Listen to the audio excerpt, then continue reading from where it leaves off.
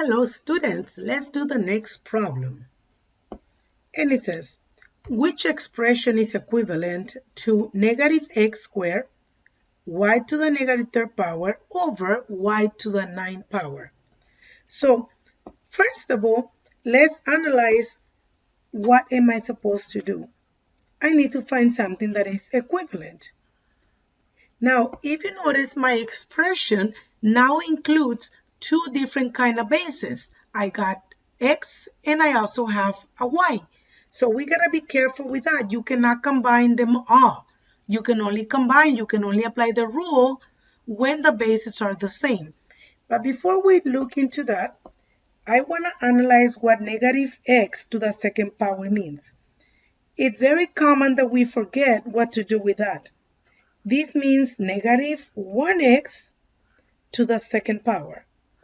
And if I rewrite it, this means negative 1x times negative 1x. And we all know that negative 1 times negative 1 gives me a positive 1. Therefore, my answer is just x to the second power. Very good. That's one of my answers already. Notice how that x to the second power is the only base in there. I don't have any other one. Now the next term that I see is y to the negative third power. So I'm going to write it down here. And it's over y to the 9th power. Whenever you see a line between the bases like that, you know that it means divided, right? So there is a rule for dividing. And I have it right on the top of this page. So what happens when I'm dividing? Well, it says that when I'm dividing exponents with the same base, I need to subtract the exponents. So I need to subtract the exponents. Okay? Sorry, I went over a little bit to the other side, but it's okay. So I need to subtract the exponents. So I'm going to rewrite my problem. So it's going to be y to the negative third power. But now I do not add, I need to subtract. And if I subtract negative 3 minus 9, not the y, don't worry about the y is my base, I'm going to write it down. That will give you a negative 12. Now, if my answer is a negative exponent, you gotta remember that there's one rule that says you cannot leave answers with negative exponents. You need to rewrite them as positive exponents, but you need to write them down as a fraction.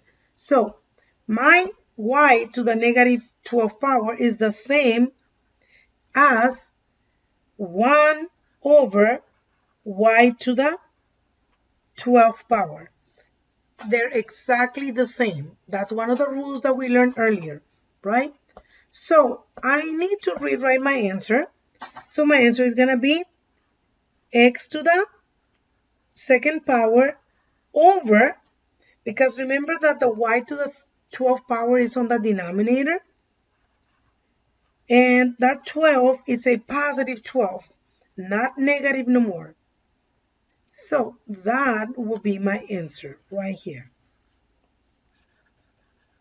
Any questions on that? No? All right, let's do the next question. The problem says, simplify the following expression. And this gets a little bit more messy, so be careful with that. It says 4 to the third power, or 4 cubic, 8 times x to the fourth power, times y to the 3 over 2, or 3 halves, right? Over, in the parentheses, be careful with that, 4x to the negative 1 power, y, and everything is raised to the second power. So you got to be very careful when it comes to parentheses with exponents and things like that. Okay? So let's start the problem. So the question is asking you to simplify, right? So like I said earlier, it is a little bit messy, so we gotta take one step at a time.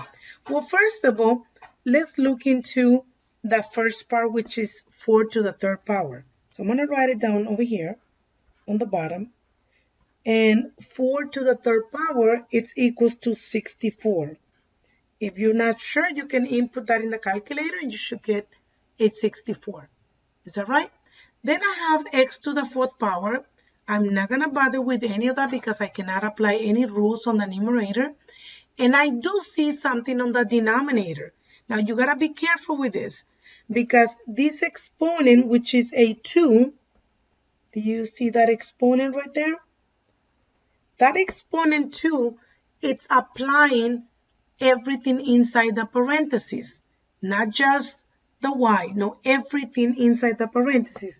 Therefore, 4 will be raised to the second power because of that 2 that is outside. And that will give you a 16. Okay? Now, the next is my base x to the negative 1 power. And I don't know if you remember, but there's a rule that tells you what to do when you raise something from a power to a power. So look what I'm going to do. I'm going to write down x to the negative 1 power. And all of this needs to be raised to the second power. Very good. That's the reason why they call it power to a power, because you have the power of negative 1 and you're raising it to the second power. And the last one will be y to the first power, because remember there's no number, I put a 1. And all of these also raised to the second power. Very good. So let's write down the rule for power to a power. So I have the rule on the bottom of the page. Hopefully you guys can see it. Yes. So the rule says that if you have a power raised to a power, and I have it right here on the bottom, it says that we are supposed to multiply the exponents. So let me write it down. I need to multiply the exponents.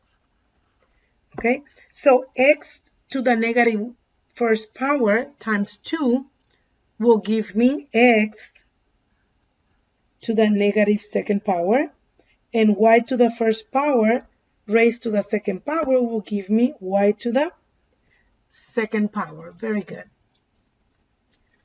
So I'm going to rewrite my problem, but now I'm going to write it down with my new answers, right? So I'm going to put it right next to it.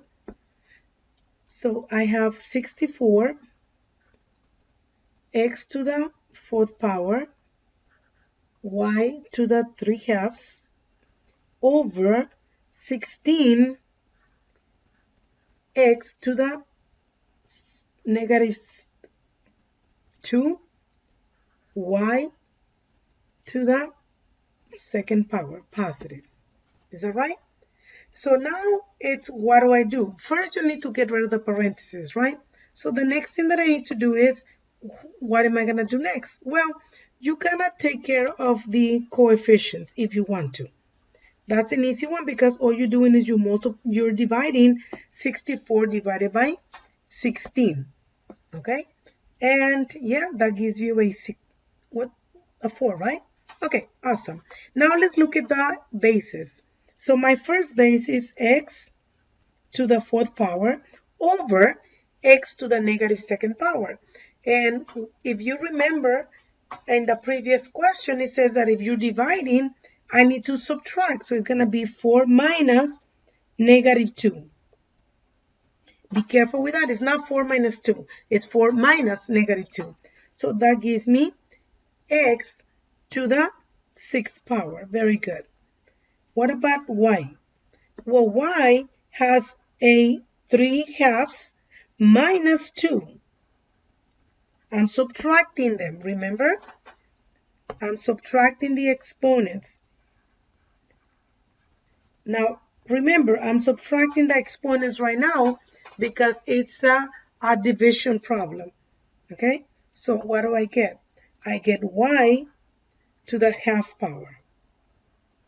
So now I want to write down my final answer. So my final answer is going to be 64 divided by 16. I have a 4, x to the 6th power. Is that right?